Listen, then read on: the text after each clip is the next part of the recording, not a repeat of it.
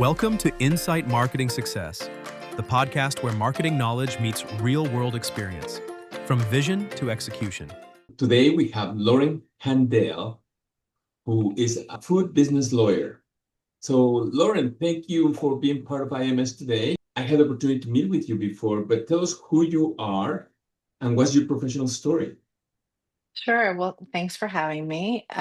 So I am a food business lawyer, is what I call my profession. It's a somewhat unusual niche in the law, but I have a small law firm that is entirely dedicated to food and beverage businesses that also includes dietary supplements. I do a variety of things for them, but it's kind of a small business legal practice, but focused on food, which is unusual. And I came to this from a background in big law. I used to work at a very big law firm, first in Washington, D.C., and then in New York City, doing mostly litigation. Actually had a lot of fun with that, but it wasn't really where my heart was. And I started to actually think about starting my own food business at one point. I was just, personally always very interested in food, both as someone who likes to cook and eat and go to restaurants, but then also increasingly as a political issue and a social issue and an environmental issue and an animal welfare issue. And it's just at the intersection of so many things that are important to me. And that just really intrigued me. And I wanted to serve clients who I felt were making better food. I became really concerned about problems in the big food industry. Yeah. And to do something to help support independent businesses that were doing things better. Whether that's healthier or with more respect for the environment or for animals or, you name it. And also I like working with smaller businesses where I get to counsel usually the founders directly, or people who are really vested personally in their business and its success. And I like that better than working with the giant corporations that I used to work with. So I switched and I became a food lawyer. Okay, wonderful. I assume you do business with companies all throughout the United States, right? I do. Yeah. Most of my practice is federal law, right? So at least on the regulatory side, most food regulation and advertising regulation is federal and also implemented and enforced by states. But so I'm able to help clients all over the US. I also have a fair number of international clients who are selling their products here or looking to sell their products here in the US. And I help them make sure that their products are compliant and to secure trademarks and to enter into contracts with businesses in the US. Fantastic. That's very good. So what type of legal services do you provide for, let's start with national companies and then for international companies? Yeah, I mean, it's pretty much the same, whether they're domestic or international, although I probably do more heavily regulatory work for international clients. But there's kind of three main areas that I do, which are regulatory, and that mostly is around labeling and marketing of product. So it's compliance with FDA, USDA, state labeling and advertising rules, but also to try to mitigate the risk of getting sued, which is a very big concern and risk.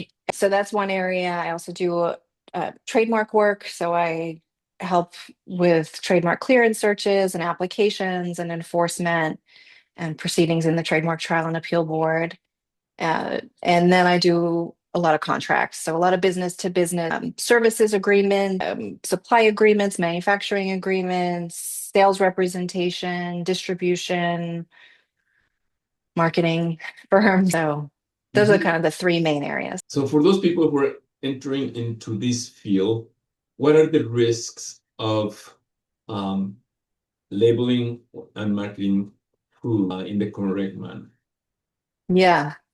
So first, there's the regulatory risk, right? So there are rules, and anybody in the industry should be aware that there are in some cases, very specific things that you can and cannot say, or ways in which you have to say them, that are in FDA and USDA regulations. So it's not the case that you're just free to say anything you want about a product, but especially if a food or beverage or supplement product. So there's the risk if your product is, if your marketing is not compliant, of some enforcement action being taken by a regulator, whether that's FDA, USDA, or with respect to advertising, the Federal Trade Commission, or a state regulator. And that happens from time to time. Truthfully, the agencies just don't have the bandwidth to fully police all of the labeling and marketing that's going on, right? So they focus on the things that are the most risky. And really, that's just like labeling that potentially could hurt somebody, you know? So the failure to label an allergen, making claims about a product like that would make it a drug, like claims that a food or a beverage or a supplement could cure disease, right? Those are the sorts of things that agencies will focus their enforcement actions on. Although there's a bigger risk of regulatory enforcement for an imported product, just because you're more likely to be seen by regulators when that product it gets inspected at the border. But then the bigger risk for most in the industry is the litigation risk. And so there is a very active segment of the class action plaintiffs bar. There's also the potential risk of a competitor lawsuit. But the basic idea is that if you say something or you represent that your product has attributes or is sourced in a way that um, even arguably is not true or is potentially deceptive, that can be the basis of a lawsuit. And so there's a lot of that. I see it all the time. It's when I'm advising my clients on compliance, it's also with my mind on what are the risks that the plaintiff's lawyers, what are the things that they are focused on, because it can be sometimes really technical non-compliance, um, up to, like, clearly misleading, unsubstantiated claims. It's going to be anywhere in there. And it is really a cottage industry that, for a segment of the plaintiff's bar, that this is what they do. And they find a theory of alleged deception, and then they find all the products that fit their theory, and they send out a lot of demand letters and sue a handful of those businesses, and they receive a lot of settlement payments. Wow. So let's assume a company wants to launch a product, a food or beverage product, a campaign, a go-to-market campaign. At which point would you recommend to talk to a person like you? Early. I'd say as early as possible. If you're not already a person, or you don't already have people on your team who really understand the regulations. So, even just with an idea, or especially if the idea is to market a product with particular kinds of claims, you want to make sure that, first of all, they're claims you're allowed to make. I mean, some types of claims you're just not allowed to make at all, regardless of what evidence you have. So you want to make sure that the claims that you're planning to make, you can make, and to understand what restrictions there may be, or what types of substantiation you will need to have to be able to make those claims. Or even if it's not a specific claim, it's just the positioning of the product. You want to be able to, these days everybody wants to position a product as clean label, right? Like really simple ingredients.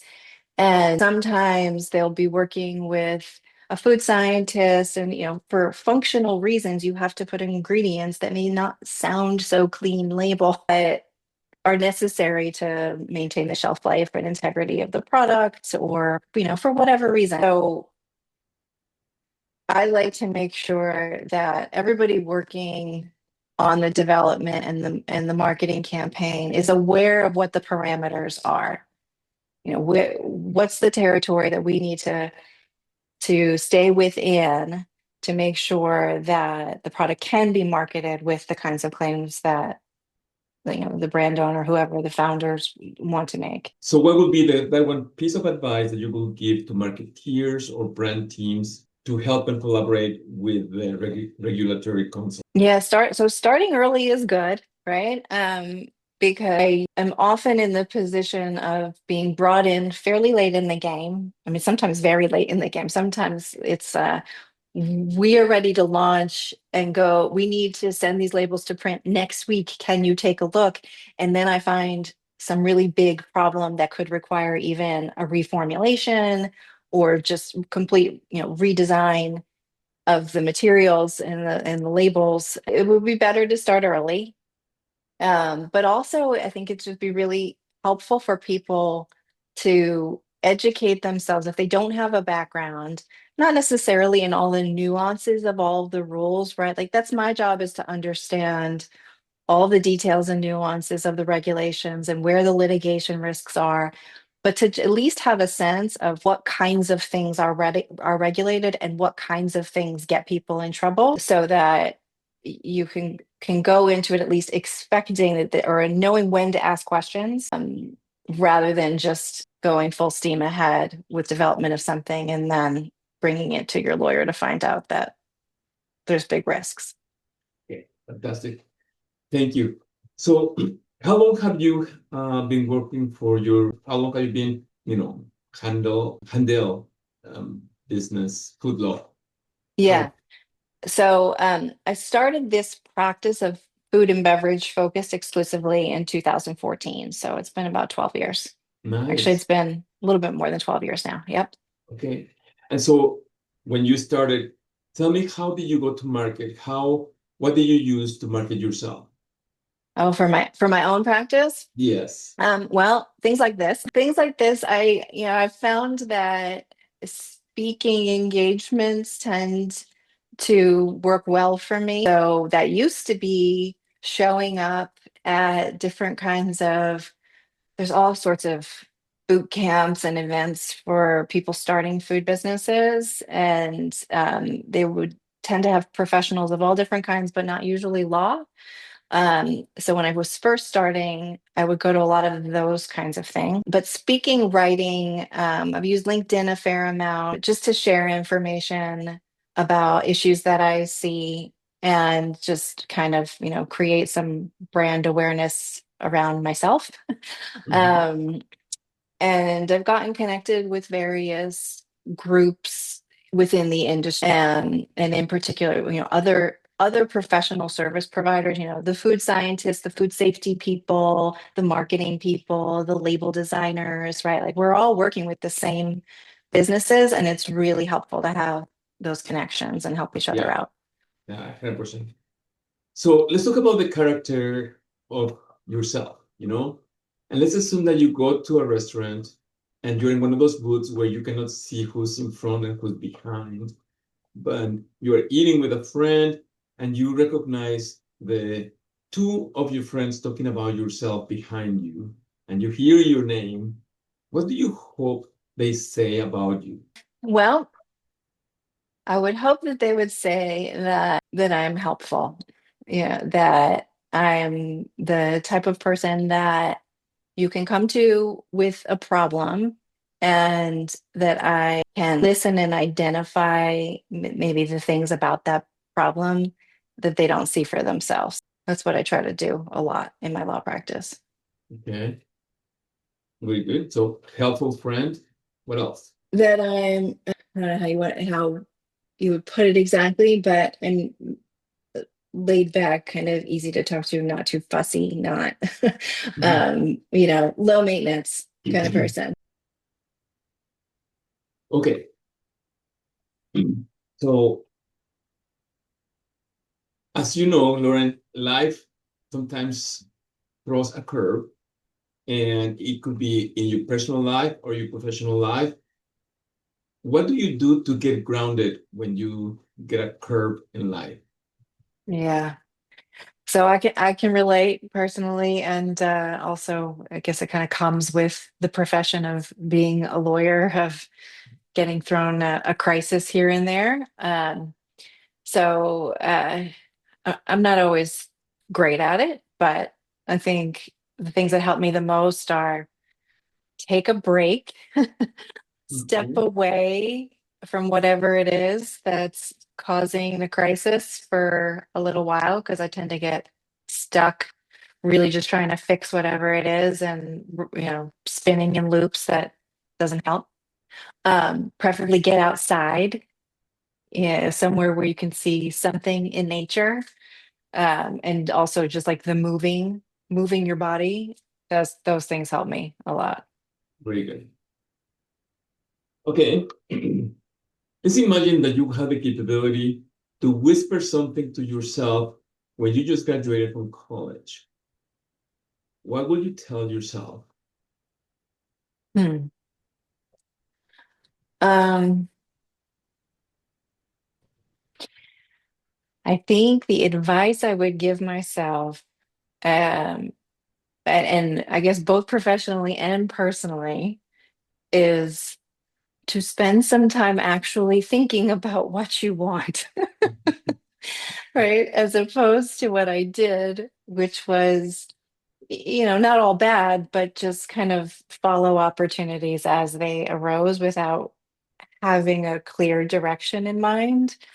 So I shared my story before, and that's sort of what led me to the place of one day or after a while realizing this isn't really what I want to be doing. But then it took me quite a long time to figure out what it was that I did want to be doing. So, that's not to say don't be flexible. I wouldn't tell myself, don't take opportunities as they arise, because that did work out too and still does. But it helps to have some direction. Yeah, a path, Yeah. a path, a purpose. Very good. Lauren, what do you want your legacy to be? Hmm. Um, I don't know. I don't spend a lot of time thinking about that. I hope that I will have made in some way the world a little bit better, right? I mean, I don't know exactly how. It could just be because I raised a really great kid who turns out to be an awesome adult. But yeah, just something that helps to make the place a little bit better than it was. Thank you. Lauren, thank you very much for being part of IMS today. I look forward Thanks for to listening getting to to know Insight you Marketing more Success, and collaborating where with you. marketing knowledge meets real Yeah, world thank experience you. from vision Thought-provoking to questions. execution.